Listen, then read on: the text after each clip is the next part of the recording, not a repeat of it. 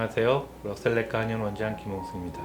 오늘은 항암 치료를 하는 도중에 항암제가 듣지 않는 진행암과 전이암의 치료에 대해서 말씀드리도록 하겠습니다. 항암 치료를 하는 도중에 항암제 내성이 생겨서 암이 진행하거나 새로운 전이가 되었을 때 많은 당황을 하게 되고 새로운 방법을 모색하고 합니다. 이러한 경우에 먼저 고려해야 될 점이 있습니다.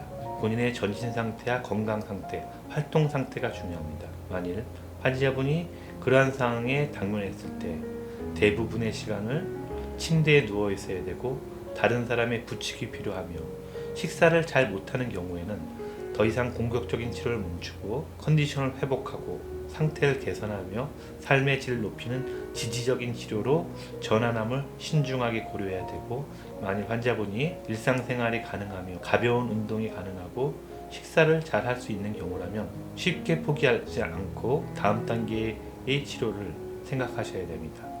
첫 번째는 항암제가 듣지 않는 경우에 새로운 항암제, 즉 신약을 사용하는 방법입니다.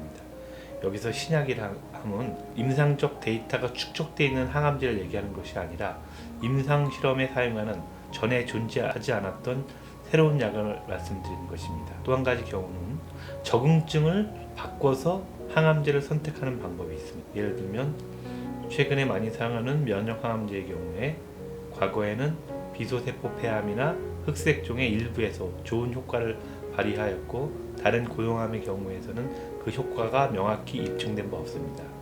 최근에 임상 실험으로 첫 번째 경우, 즉 전에 존재하지 않은 신약을 사용하거나 두 번째, 적응증을 바꿔서 여러 가지 항암제의 조합을 새롭게 시도하는 방법이 있습니다.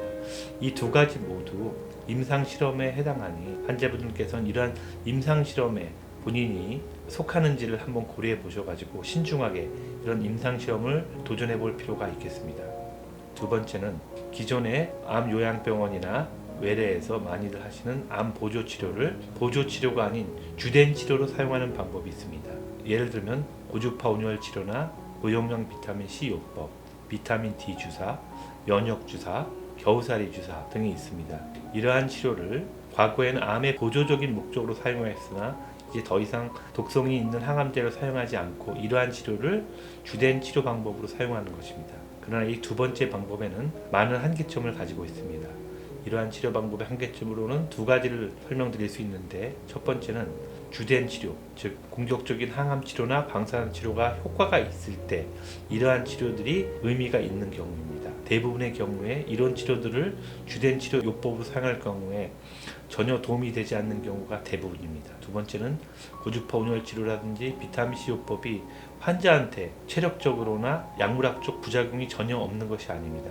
고주파 온열 치료 같은 경우는 열피로 현상이라든가 탈수, 체력 저하 등이 발생하여 환자한테 체력적으로 많은 부담을 주고, 고용량 비타민C 같은 경우에도 탈수와 신장 독성이 잘 알려져 있는 부작용입니다. 이러한 치료법은 이것만을 사용했을 때는 환자분들의 체력을 감소시키고 면역력을 오히려 떨구는 작용이 있기 때문에 이러한 치료를 주된 치료로 사용하는 것은 현명하지 않은 선택이라 생각됩니다. 세 번째 방법으로서는 한의학적 치료나 혹은 대체의학 치료를 하는 것입니다. 보통 암을 전문적으로 치료하는 한의원이나 한방병원을 방문하게 될 것입니다. 이러한 경우에 유의하실 점이 있습니다. 입증된 치료를 하는 것이 중요합니다.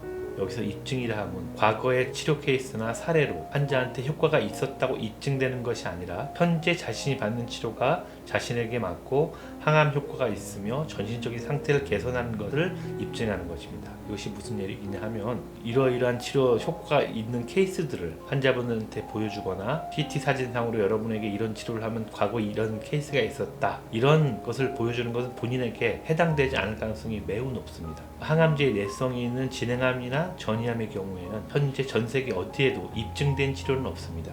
이러할 경우에 환자분들은 한의학적 치료나 대체의학 치료를 진행하실 때 종양표지저나 영상학적 검사를 통해서 환자분들이 정말 효과가 있는지 중간중간에 체크를 하면서 치료를 진행해야 됩니다. 이것이 무슨 얘기냐면 종양표지자, 예를 들어 비소세포 폐암일 경우에는 카시노 엠브리오닉 안티젠 같은 종양표지자 수치가 치료 전과 2주, 4주, 6주 후에 종양표지자의 상승 속도가 억제되거나 평형을 이루거나 혹은 감소함을 확인하셔야 되고요.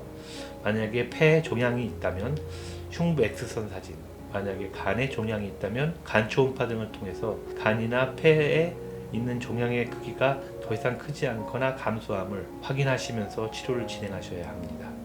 만일 종양 표지자라든지 영상학적 검사를 통해서 암을 모니터링하면서 이것이 항암 효과가 있는 것이 과학적으로나 객관적으로 의사와 환자 간에 입증이 된다면 그런 치료를 선택하셔서 진행하는 것이 매우 좋은 선택이라고 생각됩니다. 감사합니다.